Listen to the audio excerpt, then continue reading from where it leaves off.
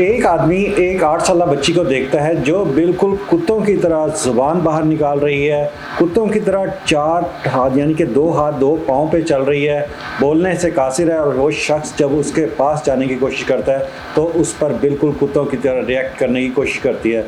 वो डर जाता है क्योंकि ये उसके पड़ोसी की बच्ची थी, कोई अजनबी नहीं थी। उसके बाद वो पुलिस को कॉल करता है, पुलिस आती है।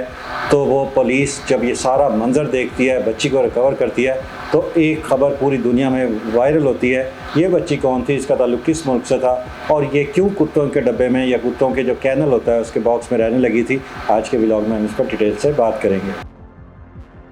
अस्सलाम वालेकुम नाज़रीन, आप देख रहे हैं डेली सोशल पाकिस्तान और मैं हूं मशकूर ज़ैदी। नाज़रीन, कुछ कहानियां ऐसी होती हैं जिनको बताते हुए भी आपको बाकायदा दुख होता है, तकलीफ़ होती है और अंदर से साफ होता है कि काश अब ये प्रोग्राम लोगों को ना बताएं, लेकिन अवेयरनेस के लिए ये करना पड़ता है। 1983 में यूक्रेन का एक इलाका था, बहुत ही गरीब था। वहाँ के लोग बहुत ही गुर्बत में ज़िंदगी बसर कर रहे थे। वहाँ की एक फैमिली थी जिनके बहुत ज़्यादा बच्चे थे, घर उनका छोटा था, जिसकी वजह से उनके घर में बेड की कमी हो गई।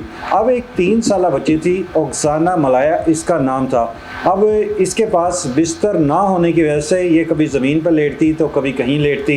और इसके जो माँ बाप थे वो इंतहाई ड्रंकर्ड थे, शराबी थे और दोनों मियाँ बीवी शराब के नशे में टूट रहते थे और अपने बच्चों की बिल्कुल केयर नहीं कर रहे थे। उनके 11-12 बच्चे थे, वो उसी तरह पाल रहे थे।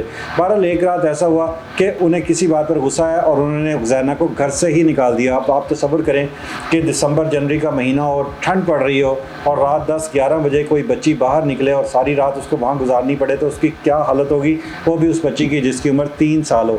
अब ये बच्ची इधर उधर देखती रही, अपने घर में जगह तलाश करती रही, इसे कुछ ना मिला।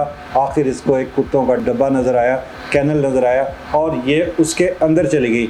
वहाँ पे उसी घर वालों के या जो स्ट्रे डॉग्स होते हैं उनका यहाँ पर कुत्ते कुछ थे, लेकिन हैरानकुन तौर से ये बच्ची क्योंकि बहुत ज़्यादा सर्दी की मारी हुई थी, ये उसके अंदर गई। कुत्ते भी हो सकता है उस वक्त वहाँ पे ना हो या कहीं बाहर गए हुए हों या वो भी सो रहे हों। बहरहाल पूरी रात इसने वहाँ किसी ना किसी तरह गुजारी, मगर इसके पेरेंट्स ने ओक्साना का नहीं पता किया कि वो कहाँ है और फिर इसने उसी डॉग कैनल में रहना शुरू कर दिया।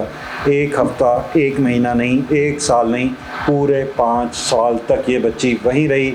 और हुआ ये कि कुत्तों के साथ इसकी दोस्ती हो गई, उन्हीं के साथ ये रहने लगी और जिस तरह से उनकी जो डॉग्स की हैबिट्स होती हैं उसी तरह खाने लगी। ज़मीन के ऊपर जो खाना पड़ा हुआ होता था ये बाहर निकल जाती थी, जैसे कुत्ते स्ट्रे डॉग जाते हैं, और बाहर से जो इसको हड्डियाँ गोश्त लोगों का खाया हुआ खाना होता था, सड़क पे जो पड़ा हुआ होता था, ये उसी तरह मुंह से उठाकर खाती थी।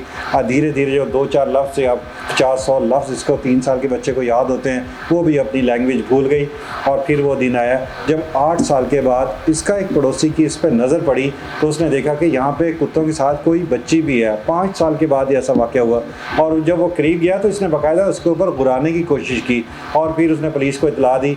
अब जब पुलिस वहाँ पर पहुँची तो वो जो कुत्ते थे 5 साल में इस बच्ची के साथ, ओक्साना मलाया के साथ, इतने मायूस हो गए थे कि इन्होंने उसको बाकायदा रेस्क्यू करने की कोशिश की, अपने साथ रखने की कोशिश की। पुलिस वालों के ऊपर भौंके, उन्हें डराया ताकि ये बच्ची को ना ले जाएं। बहरहाल पुलिस ने कार्रवाई की और फिर वो ले गए।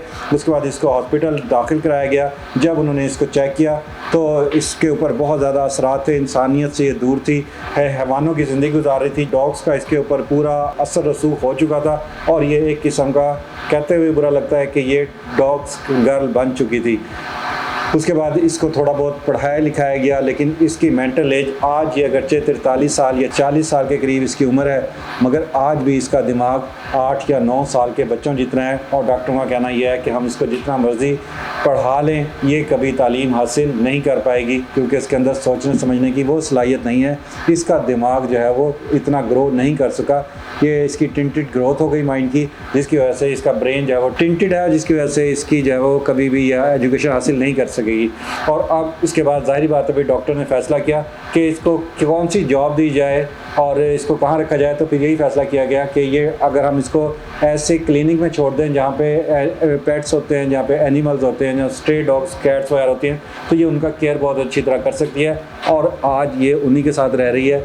इसकी शादी इसलिए नहीं हो सकी कि 2012 में जब इसने एक प्रोग्राम में शिरकत की तो एक शख्स ने, वो भी डॉग्स वगैरह से बहुत ज़्यादा मोहब्बत करता था, तो इसने इसको अपना शादी का पैगाम भेजा। इनका एक दूसरे के साथ रब्ता भी हुआ, लेकिन यहाँ पे भी 2 मुख्तलिफ राय आती हैं।